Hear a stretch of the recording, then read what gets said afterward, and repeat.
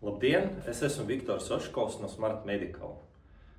Mēs aicinām visus ārstus un specialistus pievienoties mūsu webināram, kas notiks 21. novembrī 12:00. Jau šogad ir būtiskas izmaiņas veselības aprūpes kārtībā, kā tiek sagatavoti elektroniskie nosūtījumi.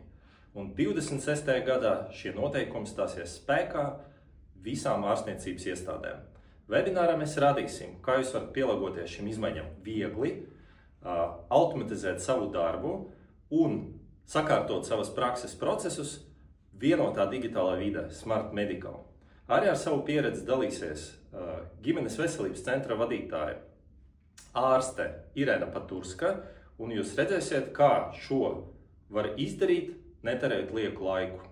Aicinu reģistrēties webināram jau tagad, lai jūs būtu gatavi šīm pārmaiņām un lai jūs varētu veltīt laiku tiem, kam viņš ir visvairāk vajadzīgs, jūsu pacientiem. Uz tikšanos 21. novembrī!